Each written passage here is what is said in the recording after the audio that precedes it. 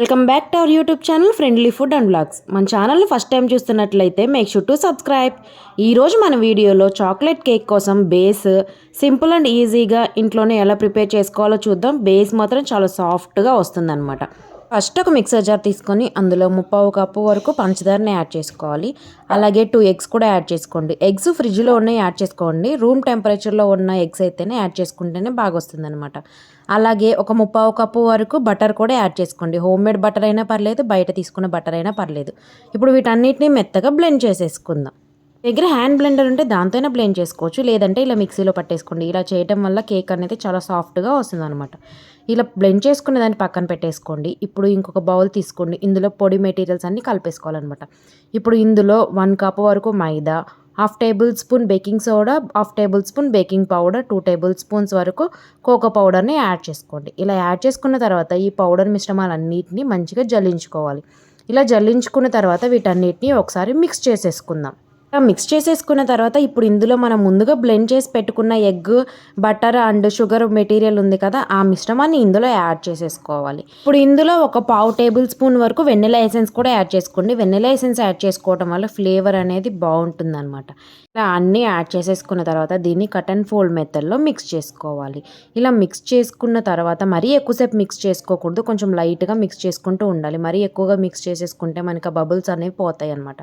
ఇలా ఒకసారి మిక్స్ చేసేసుకున్న తర్వాత ఇందులో 1/2 కప్పు వరకు కాచి చల్లార్చిన పాలని యాడ్ చేసుకొని మొత్తం ఒకసారి కట్ అండ్ ఫోల్డ్ మెథడ్లో మిక్స్ చేసేసుకోవాలి. ఈ మిశ్రమం అనేది వీడియోలో చూపిస్తున్న విధంగా ఉండాలి. మరీ గట్టిగా ఉండకూడదు, మరీ లూజ్గా ఉండకూడదు. కన్సిస్టెన్సీ అనేది ఈ విధంగా వచ్చేంత వరకు మిక్స్ చేసేసుకోవాలన్నమాట. ఇలా మిక్స్ చేసేసుకున్న తర్వాత మనం కేక్ని ఎందులో అయితే బేక్ చేయాలనుకుంటున్నామో ఆ మౌల్డ్ తీసుకొని దానికి నెయ్యి అప్లై చేయాలన్నమాట. ఈవెన్గా మొత్తం సైడ్స్కి బేస్ మొత్తం ఈవెన్గా అప్లై చేసేయాలి. అప్లై చేసిన తర్వాత మనం మిక్స్ చేసేసుకున్న బ్యాటర్ని అందులో యాడ్ చేసేసుకోవాలి. మిశ్రమాన్ని ఇందులో యాడ్ చేసుకున్న తర్వాత ఆ మౌల్డ్ని ఒక 2-3 టైమ్స్ ఇలా ట్యాప్ చేయండి. అలా ట్యాప్ చేయడం వల్ల మరీ ఎక్కువ ఎయిర్ గ్యాప్స్ లేకుండా ఉంటాయి అన్నమాట. ఇప్పుడు ఆ మౌల్డ్ని తీసుకెళ్ళి మనం ముందుగా ఫ్రీ హీట్ చేసుకున్న గిన్నెలో పెట్టేసుకొని మూత పెట్టేసి మీడియం టు లో ఫ్లేమ్లో 40 to 30 మినిట్స్ వరకు బేక్ చేసేసుకోవాలన్నమాట. ఇలా మూత పెట్టేసిన తర్వాత ఆవిరి అనేది బయటికి రాకూడదు. హోల్స్ ఏమన్నా ఉంటే వాటిని కవర్ చేసేయాలన్నమాట. ఇలా చేసేసిన తర్వాత 30 మినిట్స్ అయిన తర్వాత మూత తీసి చూస్తే మన కేక్ మాత్రం సూపర్ ఫ్లఫీగా వచ్చేసింది.